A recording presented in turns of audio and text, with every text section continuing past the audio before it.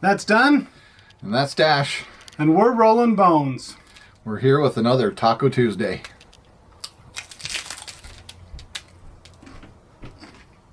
I can't draw a picture. I can't paint a painting. People think I've because never I seen do. your attempts at that even. There's a reason for that. People think, oh, you do this stuff, you can do that, and it's like, no, my stuff does its own thing. Like even when I'm building terrain, I'm building something, and then I paint it, and it has its own stuff already there. I don't have to I don't have to paint anything on there. Freehand, it's already built in, and that makes the difference for me. My friend Dunn can paint and draw and do stuff. I mean, I have an interest. I wouldn't say I can. well, you can draw. I feel like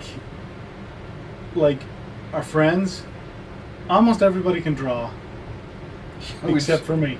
We do have a lot of people who can draw. Yeah, I mean, Cheeks, phenomenal at his art stuff. That charcoal one he did for his class, that was awesome. That was great. And then just the little cheeky drawings that he has done for people. Like I've got a couple on the wall over there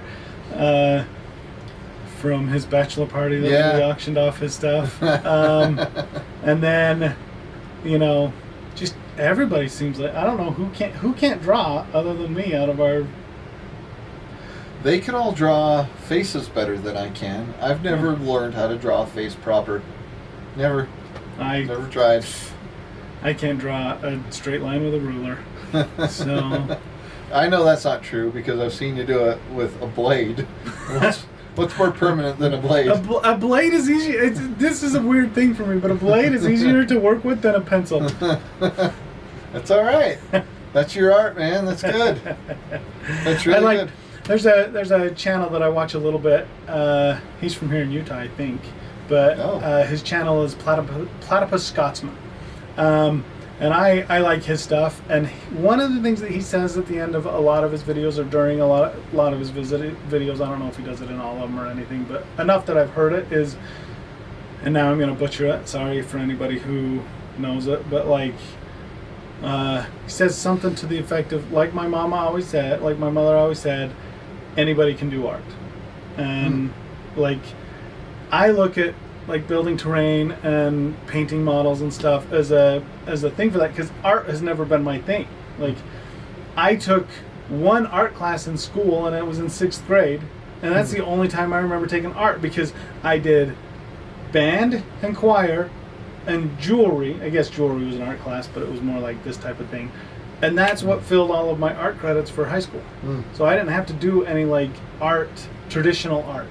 So, and that's partly probably why I can't draw, why I can't do stuff, because I never actually had to learn anything. I've actually been thinking a lot about that lately. I've learned probably the lion's share of my art skills as an adult. But I think you got the fundamentals as a kid. And I did. I took drawing as a sophomore and junior, and then I was in painting class in the senior year of high school. So yeah, I've had some experience. I look at your dad, and I mean, I'll say this: my dad is a skilled artist. Yeah. I didn't inherit anything from him as far as skill. Any skill I have is something I had to earn myself. But I think that everything. I understand. Your dad had to learn to do that himself too. Yeah, he did. He did. And I've actually been able to go through his early stuff and see how he has evolved over time. Yeah.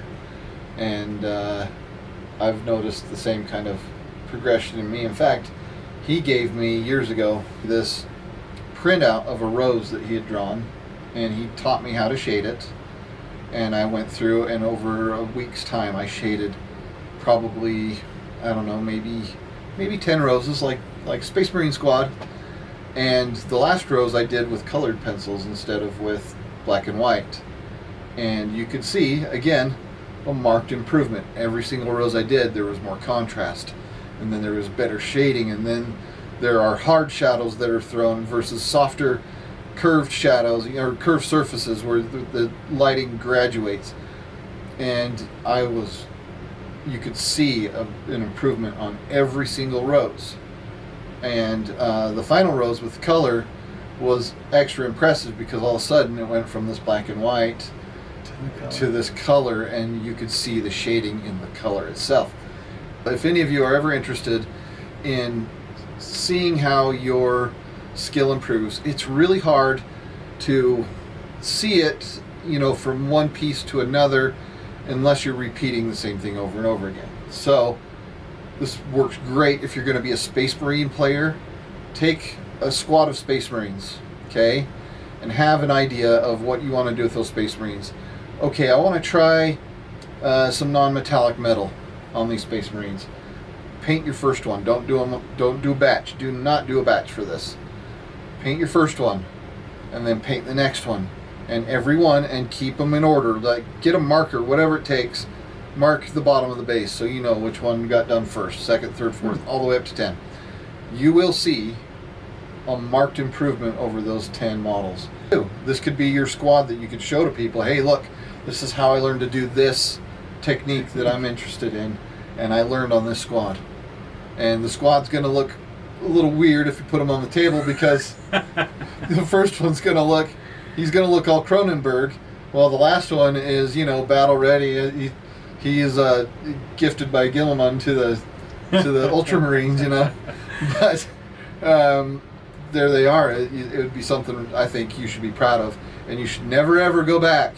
Something like this is something I actually don't like to do. I don't like to strip my models and repaint them, because I like to see where I've come from. I like to see where I started and where I'm at now.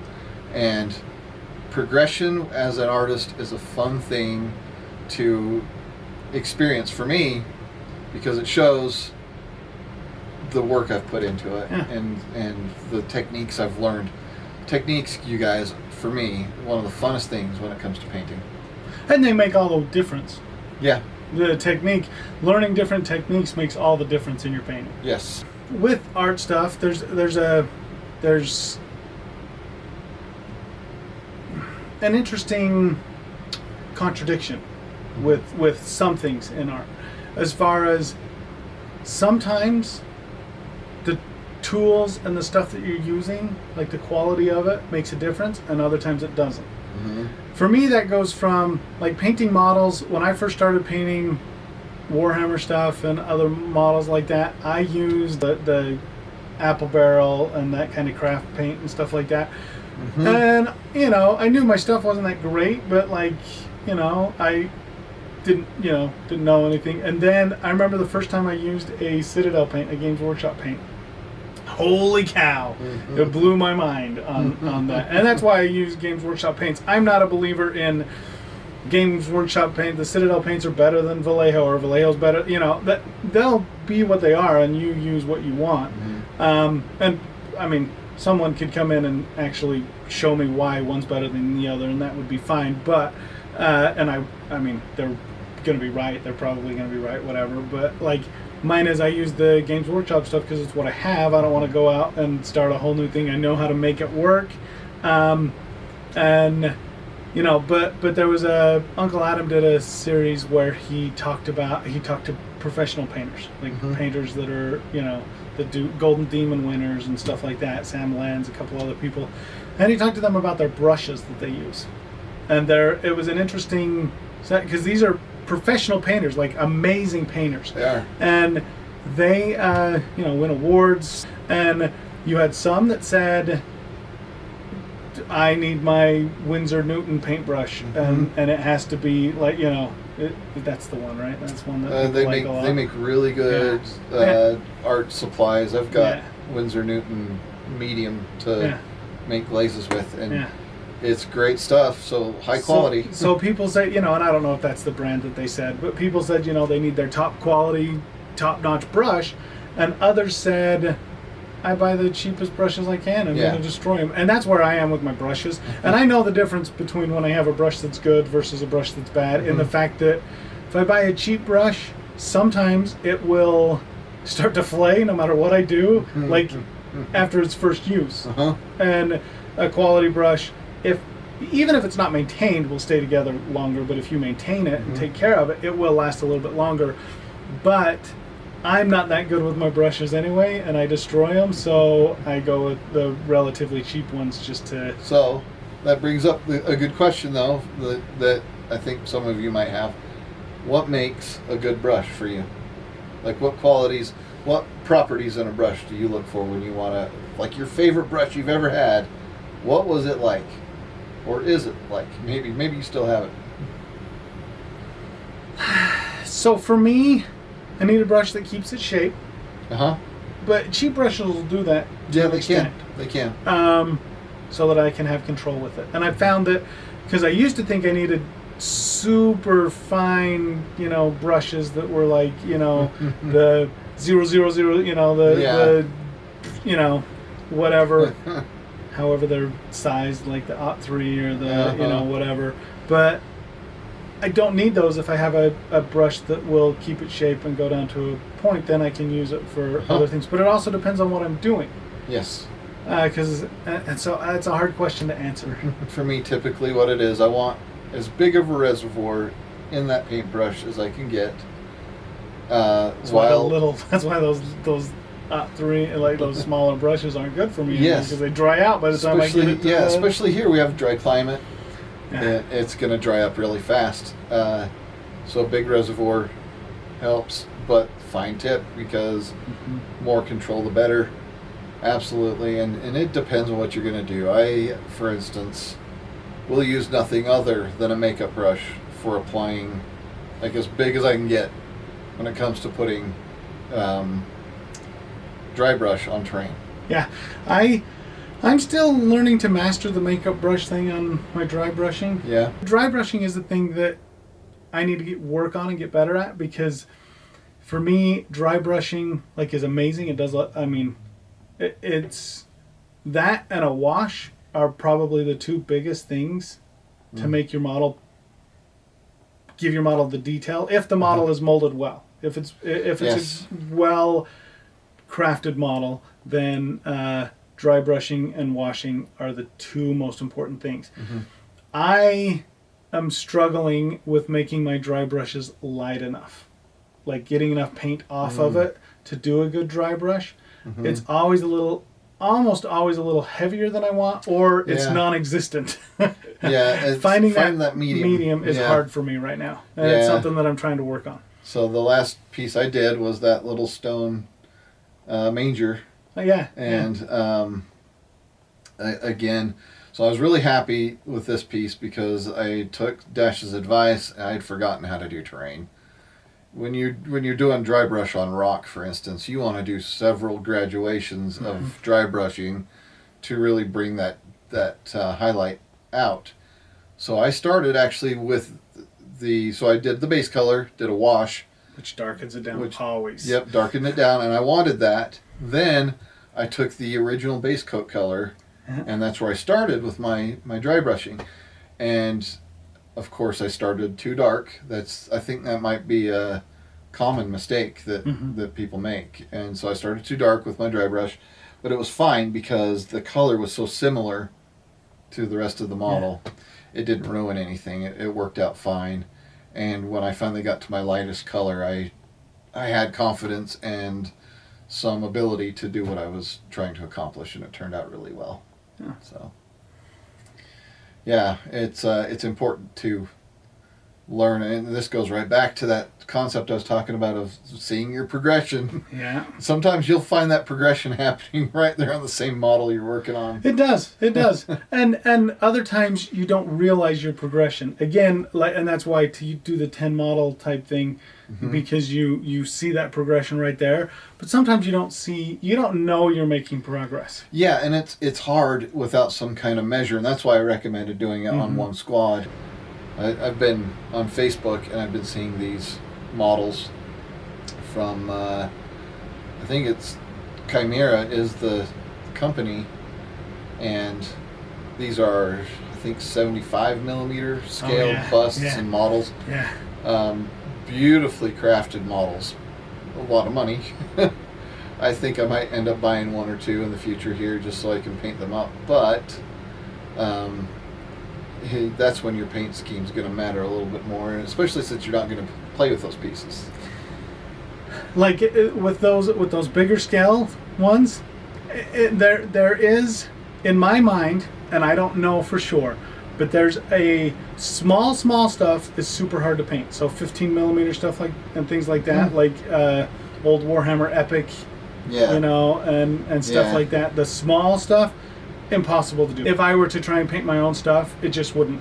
It's too small to make it look really good. Yeah. But 28 to 32 millimeter, in my mind, and part of this is probably because it's what I have the most experience with, but that is the range that's probably the easiest to paint, because the details you don't have to get in and do like super fine because you can't see it, especially from 3 feet away. And if you have good sculpts and good stuff, which most companies are out there making good sculpts, then you can paint that. Then it will do a lot of the work itself. It does. But when you get to that bigger stuff that you were just talking about, that stuff is actually difficult because it's bigger and you have to do a lot more work because, at least in my mind, and I've found when I'm painting bigger things like that, it's harder. The skill of painting and knowing art and knowing like your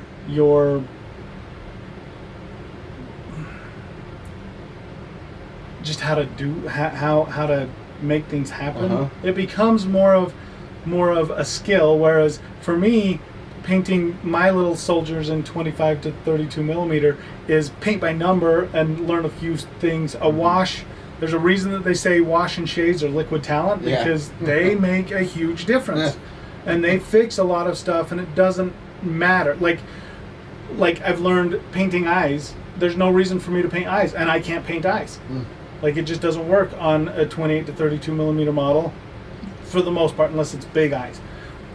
But on something that big, you would have to do it, and it does make a difference. It does. And to me, that gets more into the realm of drawing and painting a picture, because you are having to do more of the stuff yourself. Even if it's a good sculpt, there's still stuff that in my mind, you would have to do yourself, where I've never been able to do that stuff. I hope you enjoyed today's video. Come back next time.